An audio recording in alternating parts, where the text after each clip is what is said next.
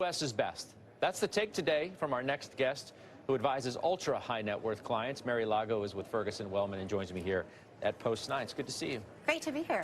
How do you feel about these markets? What are you telling your ultra high net worth clients? You're trying to, preserve their capital, but everybody wants a good return on it too. Preserve and grow, and the U.S. has done a great job of that. We think the U.S. economy is in really solid shape, and as we look forward, we expect those key economic indicators to move in a fairly tight range over the next 12 months, and that's a really supportive economic environment for domestic earnings growth as well as returns, and the market has shown so far this year it's rewarding. What about what I mentioned earlier to some of our guests, these calls that the best opportunity is now outside the U.S., that we came into this year thinking U.S. exceptionalism for obvious reasons, but now there may be better, less volatile opportunities elsewhere?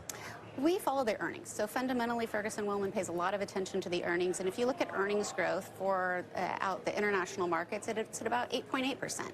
Whereas if you look at U.S. markets, despite the fact that Q4 earnings came in higher than expected, so those forward-looking earning projections have come down just a little bit at about 12.5 times, we still like 12.5 times better than 8.8, and we believe we have a more solid environment here. Where do you want to stay in terms of the cap space, market cap wise? Big? Big. We remain overweight large cap and overweight domestic. We still have some small cap holdings. We still have some international holdings, but slight tilts to the underweight. We like some of the names that are well regarded in the market space already, like technology, Mag 7, not in all of them, but overweight in a number of them, and like industrials, communication services. So we still see some good growth opportunities, and the earnings projections are looking really strong. Do you think there's going to be a prolonged broadening out of the market? Absolutely. So if we look back a couple of years, we were seeing contraction in the earnings growth of the other 493 stocks. They were really concentrated within the Mag 7. We saw that broaden last year. We expect that to continue to broaden this year. Even so, if you look at earnings, the earning growth potential still looks better in the Mag 7 than it does across the rest of the market. What kind of risks do you see? I did the story early in the show today about M&A guidelines staying in place from the Biden administration, a surprise at least now to many who figured, we're going to get animal spirits. Deregulation is going to lead to a lot of big deals. Well, maybe not so much, and maybe there's going to be some other volatility around tariffs and other parts of the policy. What do you think? Volatility is a given. Volatility is the price of admission, but we still look longer term in the markets. If you think about, even with all of the policy conversations that have happened so far this year, U.S. markets have seen through it.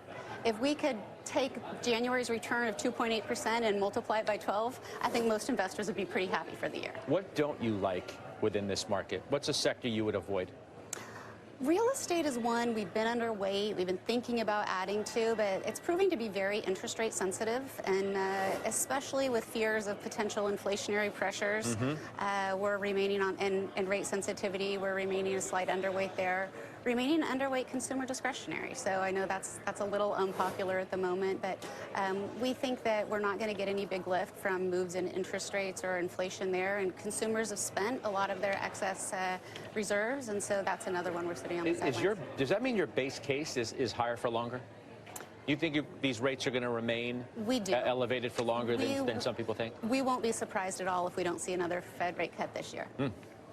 All right, we'll see, and we'll talk to you again. All right. All right, thanks. Thanks so much. Great to be here. Mary Lago here. All right, up next, William Byron. He is the winner of the Daytona 500 for the second year in a row. That doesn't happen all that often.